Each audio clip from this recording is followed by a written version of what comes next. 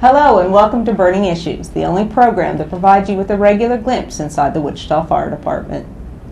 I'm Deputy Chief Tammy Snow. During this episode, you'll meet some ordinary people doing extraordinary humanitarian acts. The Wichita Fire Department recognizes brave community members at a quarterly ceremony where they are presented with Citizens Awards for their heroic actions. Each citizen can receive one of three awards: a Distinguished Service Award. This is given to a citizen who, under especially hazardous conditions, performs a remarkable feat. They can also receive a Certificate of Appreciation, given to a citizen for outstanding individual service rendered to the community. And lastly, they can receive a Letter of Recognition for citizens whose actions are deserving of recognition but do not meet the criteria of the other two awards. Joining me today are two people who are recognized this year by the Wichita Fire Department. We have Arlexis Wilson and Miss Amanda Willer. On October 2nd of 2013, Arlexis, do you remember what happened that evening?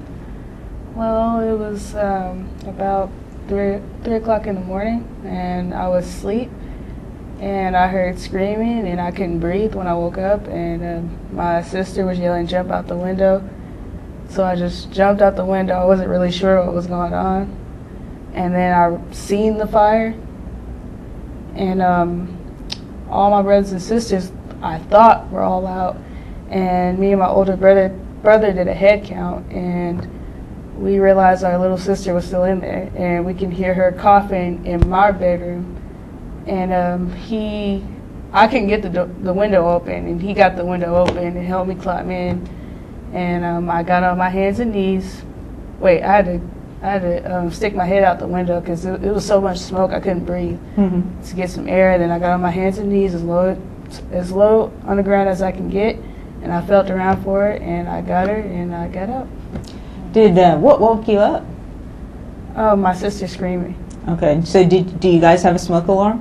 No. You didn't, so We didn't have a you were smoke alarm. extremely fortunate then that you were able to get out. And what was the cause of the fire in your house? It was an electrical fire. Okay, and your little sister, you said that she sleeps in your room? Mm-hmm. So you knew exactly where she was? Yes. Like you said, you did a head count to make sure everybody was out, and then who called 911? We ran to the next door neighbors because my little sister was unresponsive and she was cold. Mm-hmm. And we went over there, and she let us in, and she called 911. Okay, and so then did either any of you then start working on your little sister? I mean, you opened up her airway so that she could get air, or you just waited for an ambulance and help to come? I mean, I tried, touching her to see if she would move or anything, and I put her chest in my ear to see if she still had a heartbeat. It was like really low, and I didn't know if the ambulance was there yet, but I just ran out the house, and it just so happens they were outside, and and I laid her on the ground, and she got a air tank, the oxygen tank, and we went to the hospital. And how's your little sister doing now? She's good. She's almost 2 now. So. And how old was she when this happened? She was just turning 1. That's phenomenal. Just absolutely phenomenal. You're an amazing young lady. Thank you. You go to Heights High School? Yes, I do. Okay. And I certainly hope that you have a smoke alarm now in your house. Yes. Okay. And are you back in the same home? No. No. So you guys have relocated somewhere else? Yes. So what were you thinking that evening, or that morning, I guess, early morning is when it was. What were you thinking that morning?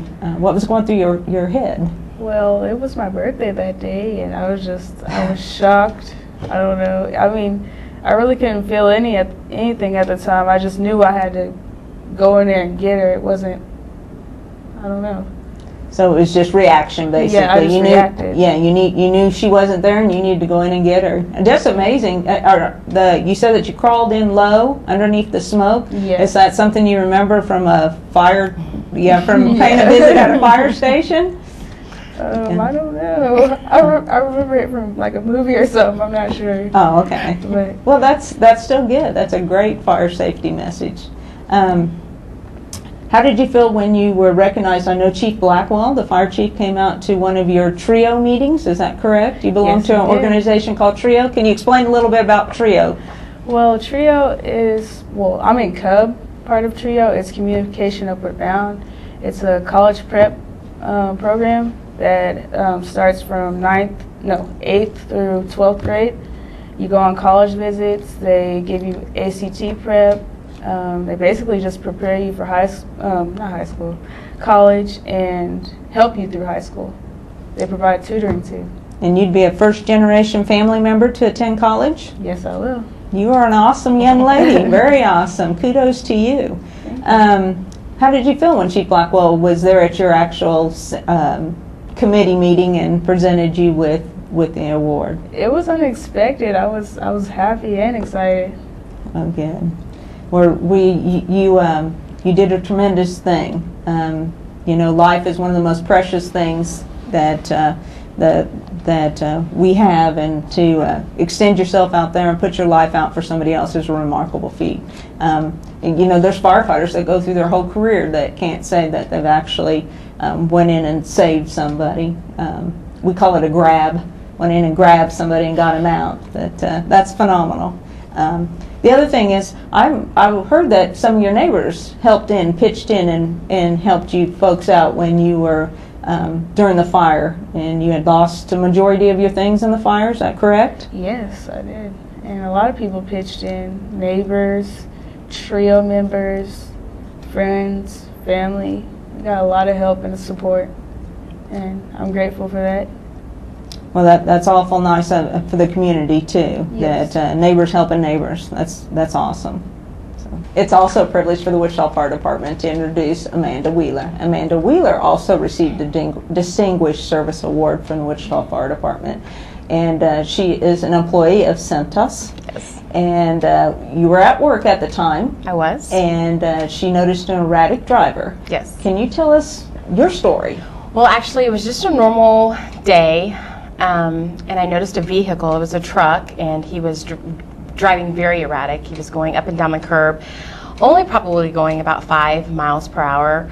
And at first I thought, just keep going, but we were about 5 blocks away from Meridian. We were in between Meridian and Seneca on a side street, and we were next to a lot of railroad tracks. So then I don't know, my human in me decided, I need to pull over and try to see what's going on. So I pulled next to him. His window was down. I rolled my window down, and I asked him if he could just please pull over.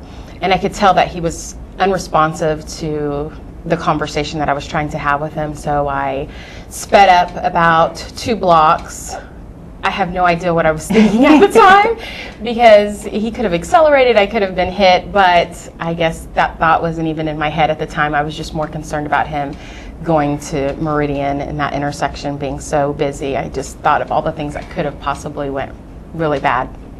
So his window was down, like I said, and I stepped on the bed of his truck, and I put his truck to park. There was a vehicle behind me which had been following him, and I asked him immediately to call 911. And so I started to ask him a series of questions. I didn't know if he was having a heart attack, if he was having a stroke, if he was just nauseous or sick. So I'm asking him all the typical questions. Are you dizzy, numb? Nothing. I couldn't get anything out of him, and then something dawned on me to ask him if he was diabetic, and I could just see this glimmer of hope in his eye, like I finally hit something. So I ran to my van, and I happened to have glucose in my van because I do sell first aid and safety supplies, and I opened it and popped it in his mouth, and I think it was about 90 seconds he started to come back to, I don't want to say reality, I guess, or he was finally back. And then the EMTs had arrived and took over the situation.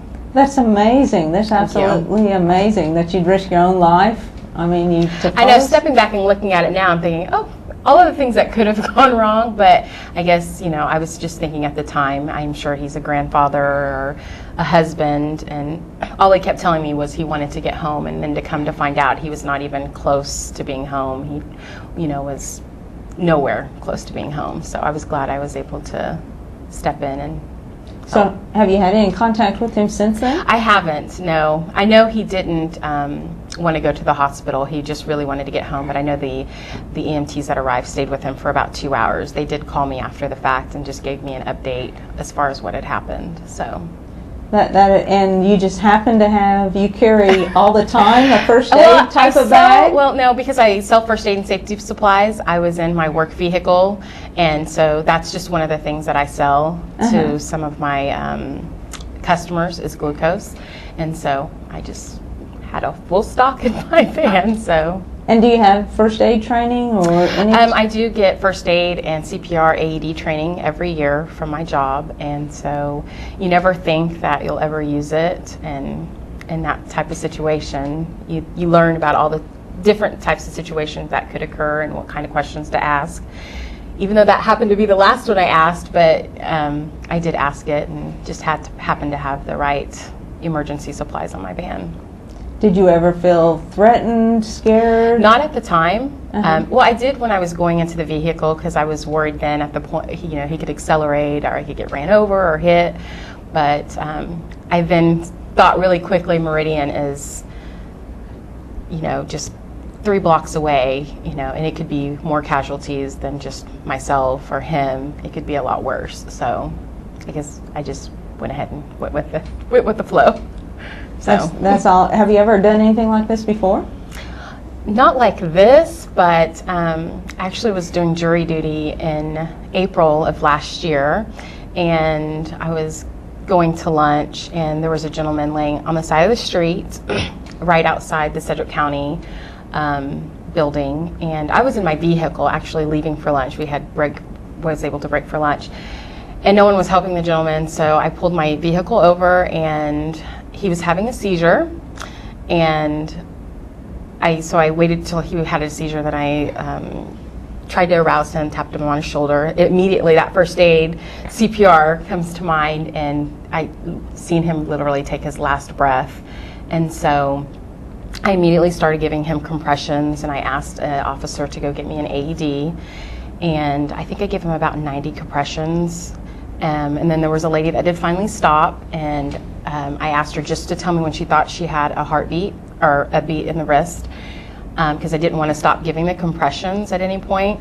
And about at the 90th compression, I got a heartbeat back, and BMTs arrived, and they took him to, I think, St. Francis, and I did get to meet his family afterwards, and actually we're really good friends. So I think that I've had a very emotional year the past year, but it's been amazing to be able to say that I've saved 2 people. So I do know that you came to the ceremony at the Wichita Fire Department, and you had a host of your co-workers there to support you, so they have to be awfully proud of you. How did you feel receiving that award? To be honest with you, I've done pageants my whole entire life. I've won several pageants, second runner up to Miss Kansas, won numerous things in my life. Just to be recognized for actually saving someone's life, a lot of people will never get that in their life, and I have to say that's honestly the best award. And my kids thought it was cool too, so that kind of helps. It's like what I told Alexis, we have firefighters that have been firefighters, some of them in 40 plus years that have never had an opportunity to make a significant difference in somebody's life. So you two are very special people. You definitely are heroes, and the community is very thankful that you care enough about your fellow human being to offer up your services and your actions. Yes. So I thank both of you for being with us today. Thank you. And Thank you so much. this concludes the episode of Burning Issues. Remember, Wichita firefighters are highly trained professionals who are your friends and your neighbors. We are Wichita's bravest, and we are serving you in many ways every day.